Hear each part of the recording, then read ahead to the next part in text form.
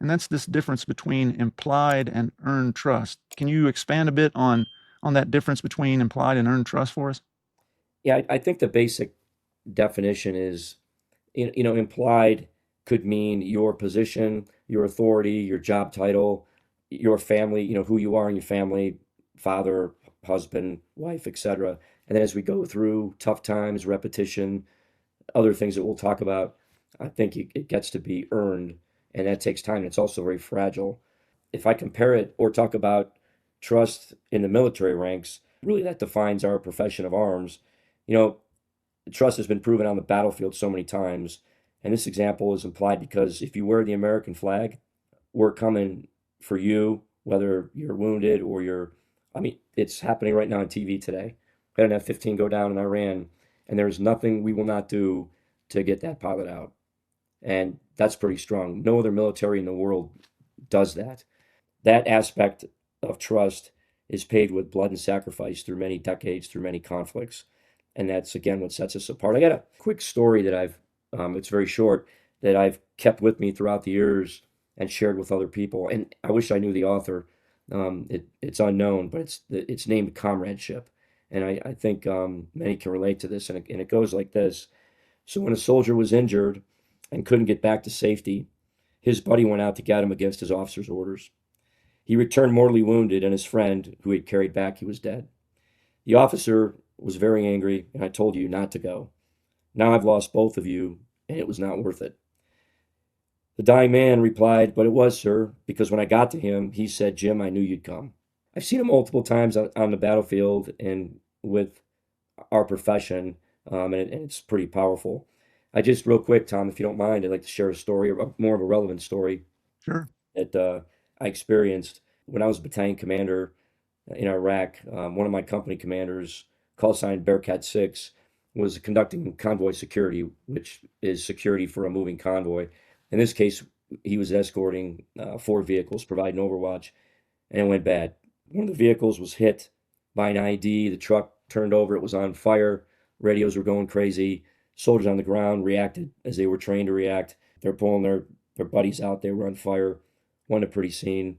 We immediately, the Apache, started going into what we do, and that's looking for not only the ID, but a wire, a triggerman, anything that was peculiar that we could develop. And we did. We found a house nearby that was very suspicious, and we vectored the infantrymen to that house and captured the suspected enemy. But the day was tragic and it was very costly, and we had several soldiers we lost on the ground. So what came next is what I want to get to, and it's kind of hard to describe. And I know some of your audience out there have gone through this, but at the memorial we conduct at the command post. There's a couple different before a soldier leaves theater, that's done, but the one at the command post is very raw, and it's a chance for his buddies to say goodbye. So my team, my aviators were there as we always are when we lose somebody on the ground, and I was there with the battalion commander. So again, very personal, very raw emotion from 20-year-olds. It's very tough, and this happens, and then the body goes to Bagram in Afghanistan's case, and then we have another ramp ceremony, and then go back to Dover, go back home.